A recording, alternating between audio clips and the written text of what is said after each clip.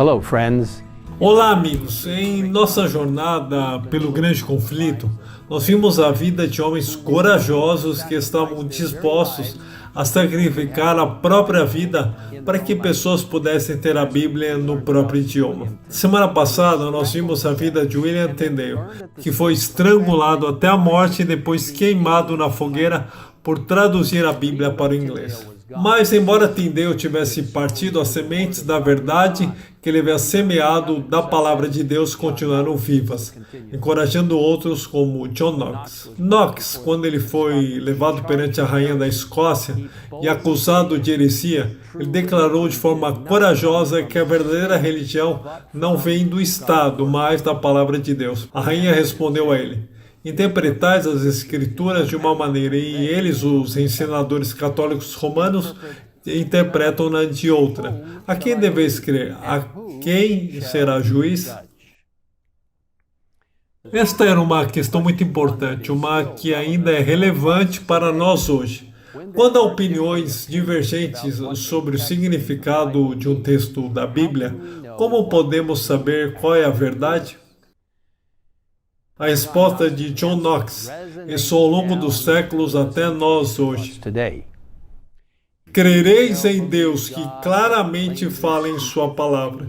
Ele respondeu: a palavra de Deus é clara por si mesma, e se aparecer qualquer obscuridade em um lugar, o Espírito Santo, que nunca é contrário a si mesmo, em outros lugares explica a obscuridade de maneira mais clara, de modo que não poderá ficar dúvida, a não ser para os que obstinadamente se conservem na ignorância.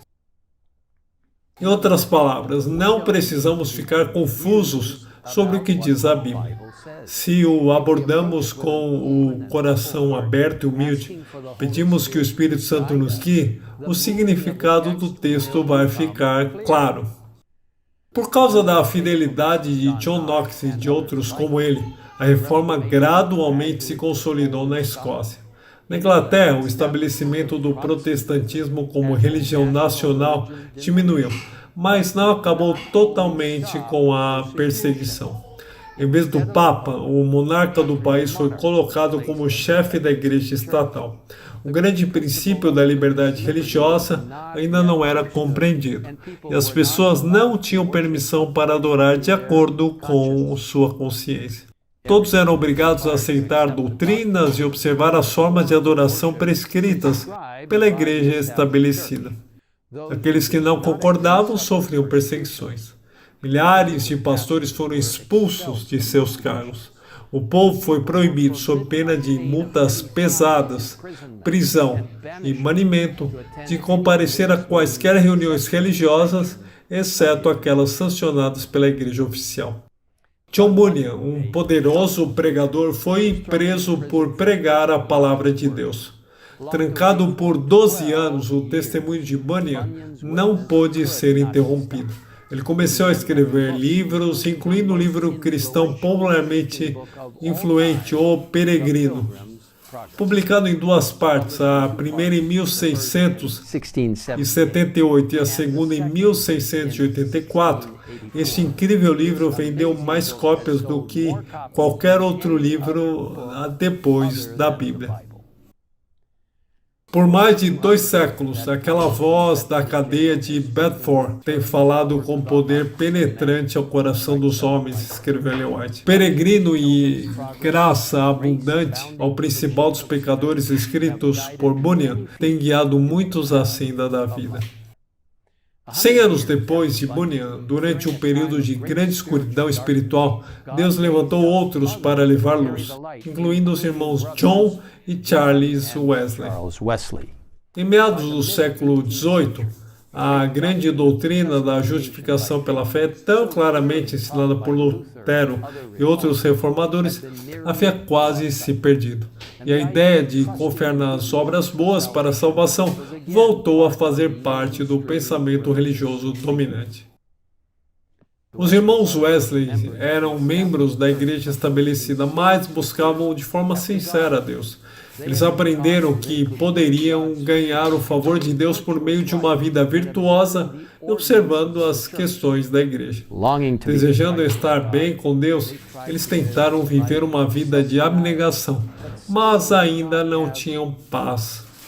Então, após serem ordenados ao ministério, João e Charles Wesley foram enviados em missão para o que eram então as colônias britânicas na América.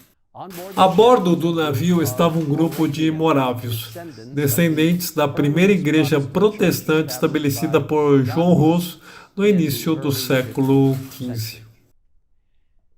Durante a viagem, irromperam violentas tempestades e o navio foi jogado de um lado para o outro. Ao ser confrontado com uma possível morte, John Wesley sentiu profundamente que não tinha certeza de paz com Deus.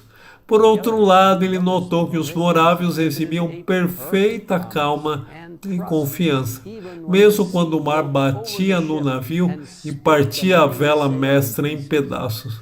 Enquanto outros gritavam, os morávios continuavam a cantar. Mais tarde, Wesley perguntou a um deles: "Não ficastes com medo?"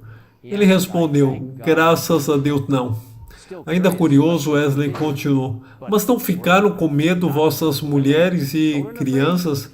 Respondeu brandamente: "Não, nossas mulheres e crianças não têm medo de morrer." Amigos, hoje Deus nos deseja dar esse mesmo tipo de paz. Enquanto as tempestades da vida nos atingem e às vezes talvez tudo pareça perdido, ainda podemos ter paz na tempestade. Jesus nos promete.